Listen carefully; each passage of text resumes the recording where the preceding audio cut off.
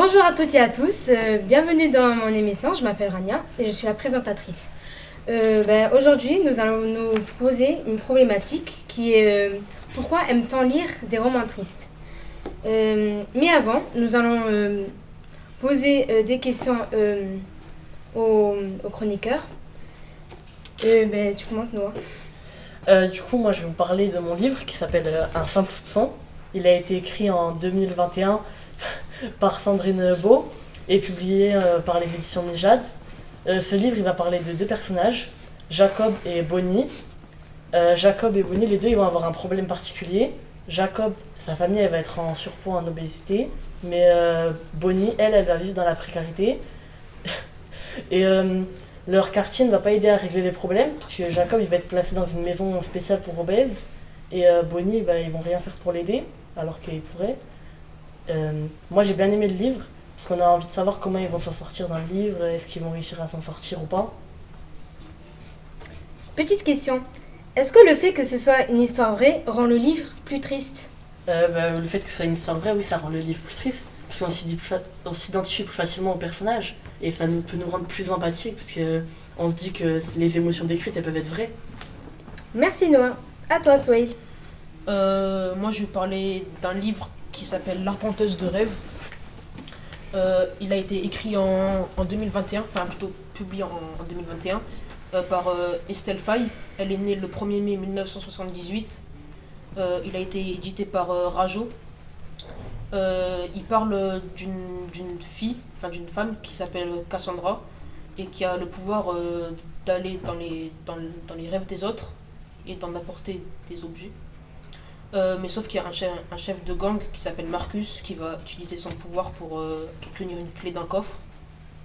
Et elle réussit de s'échapper de son emprise, mais sauf que du coup elle doit se cacher et vivre dans une ville pauvre. Merci Souhail. Est-ce que ton livre s'inspire de faits réels ? Oui, puisqu'il y a différentes classes sociales. Il y a les pauvres et les riches. Les pauvres, ils vivent dans les bas quartiers, là où il y a beaucoup de pollution et de misère. Et les riches, ils vivent dans les hauts quartiers, là où ils sont tranquilles. Merci. À toi, Yon. Bonjour. Le livre que j'ai lu, il s'appelle Akabak. Il est écrit par James Austin en 1980 par l'éditorial Castor Pochet. Et le livre, il parle sur un garçon qui doit aller avec son grand-père à le pays de les frères de les grands-pères parce que le grand-père, il veut voir son frère avant de mourir. Et par les voyages, il y a beaucoup de problèmes de ce stade. Et le livre parle un peu comment il solutionne tous les problèmes et tout. Je crois que c'est un livre que si tu aimes les aventures et tout, c'est trop bien. Mais aussi, je crois que c'est un peu court et que tu peux l'écrire un peu long et mettre plus de détails surtout. Merci Yon. Quel est le passage le plus émouvant de ton livre ? Le passage plus émouvant du livre, je crois que c'est au début, quand Akawak il doit partir avec son grand-père parce que sa maman et son père ils sont trop tristes et ils commencent à pleurer et tout. C'est tout. Merci Yon. Et toi, Emilia ? Salut, aujourd'hui je vais vous présenter un livre qui s'appelle La drôle histoire des enfants Raspail. Voilà. Il a été publié en février 2021 et édité par Rajo. Il a été écrit par Véronique Petit et la couverture a été réalisée par Julia Tomei. Véronique Petit est née en 1967. Elle est née à Drôme et elle a grandi en Bourgogne. Dans son enfance, elle était passionnée de livres, c'est pour ça qu'aujourd'hui, elle écrit des livres pour enfants et adolescents.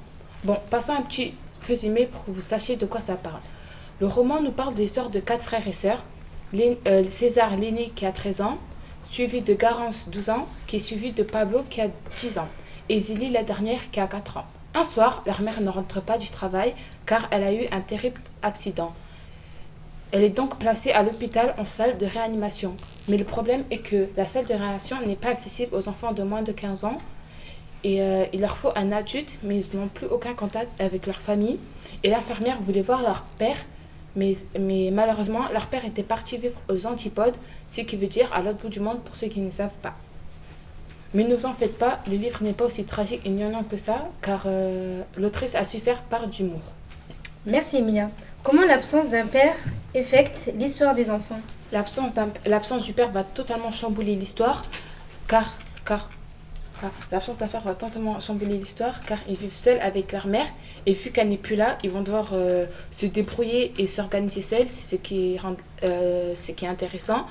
Et l'histoire est complètement basée sur son absence, car s'il aurait été là, ils auraient pu voir leur mère dès le début. Et c'est ce qui va faire que l'histoire commence. Merci de m'avoir écouté. Merci Emilia. Et toi Lina, peux-tu te présenter ton livre? Mon livre s'appelle Qui a tué Lunasan? Voilà.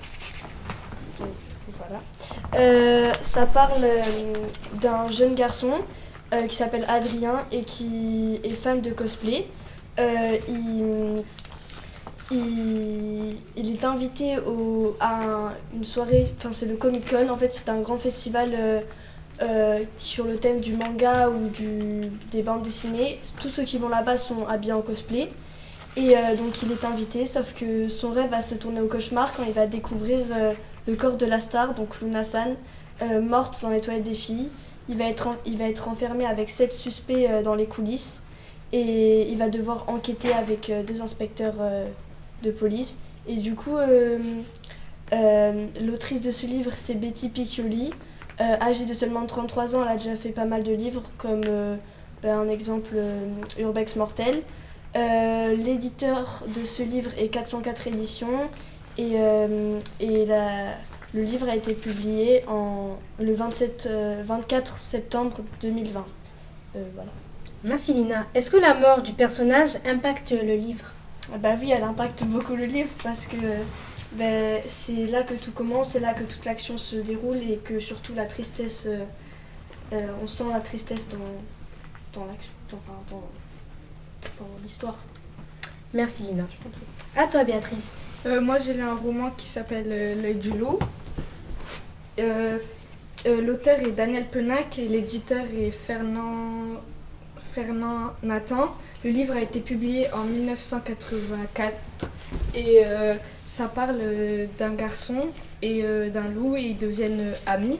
Et ce garçon il s'appelle Afrique, mais il est orphelin et il a parcouru l'Afrique et il s'est retrouvé dans un zoo. Mais avant tout ça, il est très doué pour raconter des histoires et il sait lire dans les pensées des animaux. Et il a parcouru toute l'Afrique et il a vu ce loup. Et ce loup, il est bleu, donc le loup bleu. Et le loup, il a été capturé par les humains et il a été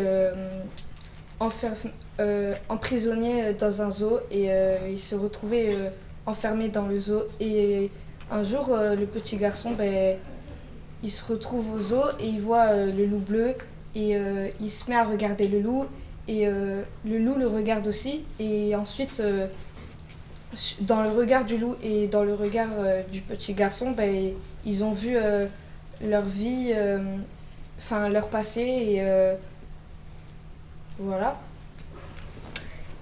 Qu'est-ce que ça fait de se faire enlever par sa famille biologique? Se faire enlever par sa famille biologique, c'est comme si on perdait une moitié de nous parce que la famille, c'est important. C'est essentiel pour la vie. Mais dans tous les cas, on est forcément obligé d'avancer tout seul, même si c'est compliqué, mais voilà. Merci Béatrice. À toi de présenter ton livre, Rémina. Et mon livre s'appelle Journal de l'amnésique et c'est de Nathalie Sommers. Et le livre s'est publié en 2019. Et la maison d'éditeur, c'est Didier Genus. Et le livre parlait d'un garçon qui s'appelle Romain, qui a 15 ans et il a eu un accident. Donc, il est rendu amnésique. Donc, il ne se souvient pas rien ses amis, ses parents. Et dans les collèges, ils souffrirent de l'harcèlement parce que il y a des gens qui se profitaient des romans et ils ne se souviennent pas de ses amis et ses ennemis, donc ils ne savent pas bien. Pourquoi as-tu pris plaisir à lire un livre sur l'harcèlement? Pour moi, je crois que c'est intéressant parce que dans mon livre, le garçon, c'est mon âge. Et je crois que je comprends bien qu'est-ce qu'ils sont et la chose qu'ils passent. Et aussi, je crois que c'est plus on sent plus d'empathie parce que comme c'est un genre de mon âge, je comprends bien et ça. Merci Rémena. Ah, tant que j'y suis, moi aussi je vais présenter le livre que j'ai lu. Du coup, le livre s'appelle Les Sœurs Lakota. Ça parle de 3 sœurs qui sont fait abandonner par sa mère qui est en prison, malheureusement, et qui doivent se débrouiller toutes les 3 toutes seules et qui empruntent la voiture de sa mère pour s'échapper, pour ne pas être séparées tous les 3. Mais moi j'ai bien aimé ce livre car c'est très très intéressant. Ça parle du racisme et comment vivent les Indiens. Et j'ai bien aimé. Dis-moi Rania, que apporte le racisme dans ton livre? Ça apporte de la confiance, du soutien, de l'encouragement aux lecteurs et c'est très très intéressant. Merci de nous avoir écoutés et au revoir.